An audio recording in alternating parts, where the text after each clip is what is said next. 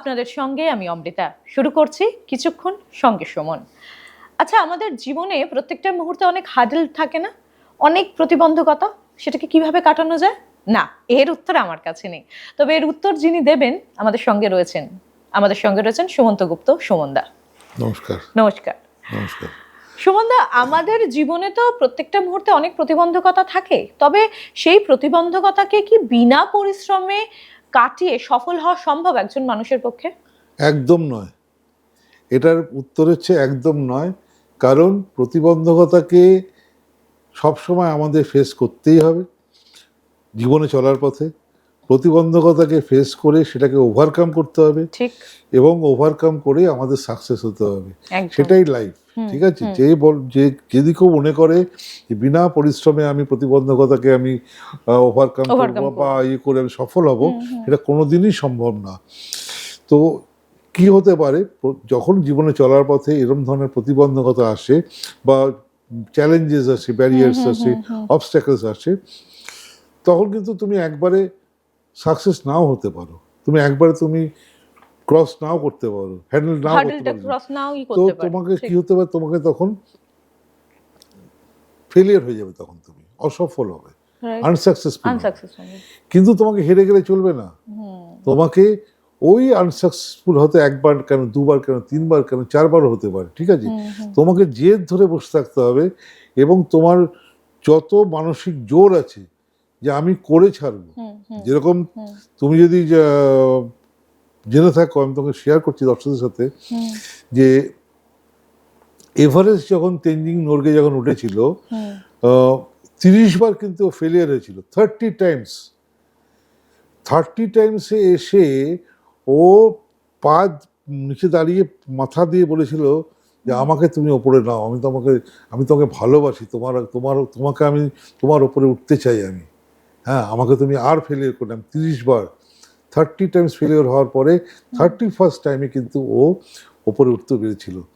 তো যার জন্য হচ্ছে এই যে সেই মানসিক জোরটাকে সবসময় বজায় রাখতে হবে। ফেলিয়ার জীবনে আসবেই, ফেলিয়ার থেকে লার্নিংটা নিতে হবে। আমি কেন ফেলিয়ার হলাম, এবং একটা তো কোথাও ভুল হচ্ছে, কারণ প্রবলেম হলে তার সলিউশন আছে। এটা 100% across the world, in everything, right?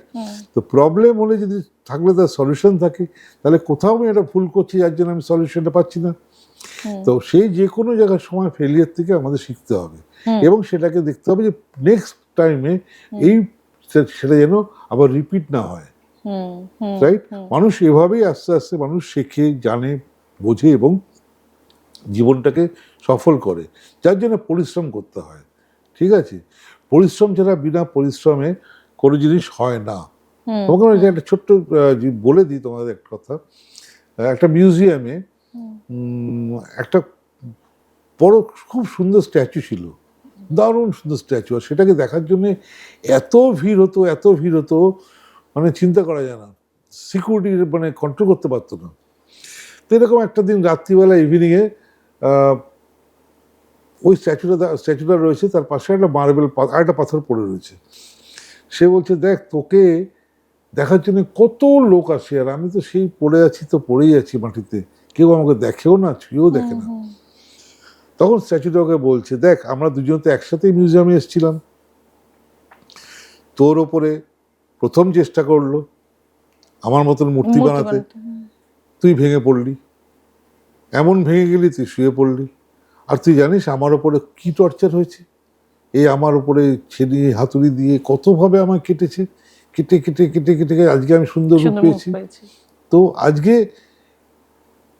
আমি যে সুন্দর রূপটা পেয়েছি, আমাকে অনেক টর্চার, অনেক কিছু আমার জীবনে সহ্য করতে হয়েছে, জীবন নিতে হয়েছে, তবেই কি আজকে আমি এই জায়গায় এসেছি। তুই তো ভেঙে পড়েছিস।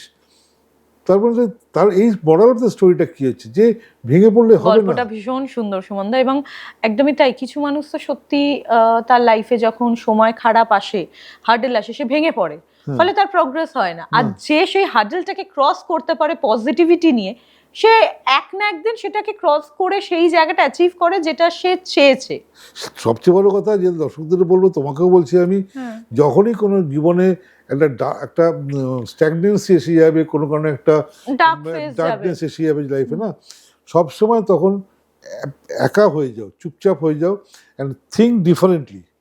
কি হয় তখন মানুষ যদি তুমি যেরকম ধরো আমরা আমরা সার্টেন এনভায়রনমেন্টে তো থাকি সবসময়, তো আমরা ধরো একটা অফিসিয়াল এনভায়রনমেন্ট, বাড়ির এনভায়রনমেন্ট, তো আমরা না কিছু কিছু থটস আমাদের আছে খুব লিমিটেড, আমরা ওর থেকে বেরোতে পারি না। সবসময় আমরা সবকিছু ওর ভেতরেই খোঁজার চেষ্টা করি। তো যখনই ওই ধরনের সিচুয়েশন আসবে, থিঙ্ক সামথিং ডিফারেন্ট। আজকে আমার যে এই প্রোগ্রামটা ইজ ওয়ান অফ দেম, একদম ওয়ান অফ দেম। যে আমার বললাম যে রিটায়ারমেন্ট হয়ে গেছে, কেন বসে থাকবো? আমি যদিও আমার আবার জয়েন করতে হবে, আবার কয়েকটি জায়গা থেকে অফার আসছে, কিন্তু আমি বললাম যে না, আমি যতটুকু জানি শিখেছি আমি মানুষের সাথে শেয়ার করি না, ঠিক। যদি কেউ নেয়। এবং আমরা এত ভালো ফিডব্যাক পাচ্ছি এগুলোতে। তো সেই জন্যই আমার মানুষকে যখনই কোনো ডার্ক টাইম আসবে, কোনো রকম স্ট্যাগনেন্সি আসবে জীবনে, তখনই না think out of the box, how I can do better. আমি কিভাবে আরো ভালো করতে পারি, আমি কি চিন্তা করতে পারি, আমি তো একদিন এটা করে এসেছি, তাহলে আমি এছাড়া অন্য কিছু কি করতে পারি। ঠিক ঠিক। এবং এবং এবং আমার মনে হয় যে কোনো কিছু হলে ভেঙে না পড়া, ফেলিয়ার তো আসবে, ফেলিয়ার হয়নি এমন কোনো লোক নেই।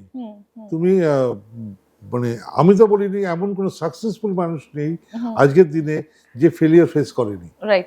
আমার মনে হয় ফেল না করলে বা কোনোদিন ফেলিয়ার না হলে সে সাকসেস বোধহয় পেতে পারে না, কোনোদিন হয় না। তাহলে মাথার মধ্যে একটা কথা একদম ঢুকিয়ে নিতে হবে আমাদের, যে যদি কোনো কারণে মনে হচ্ছে যে এই ফ্রেজটা কিছুতেই কাটাতে পারছি না, কিছুতেই এই খারাপ সময়টা কাটছে না, মনে রাখবেন আলোটা ততটাই কাছে, কারণ সূর্য ওঠার আগে সব থেকে ঘন কালো মেঘ থাকে। আজকের মতো এখানেই অনুষ্ঠান শেষ করছি। ফিডব্যাক ডেফিনেটলি দেবেন, জানাবেন কেমন লাগছে, কমেন্ট করতে ভুলবেন না, আর ডেফিনেটলি আমাদের চ্যানেলটাকে সাবস্ক্রাইব করবেন। ধন্যবাদ।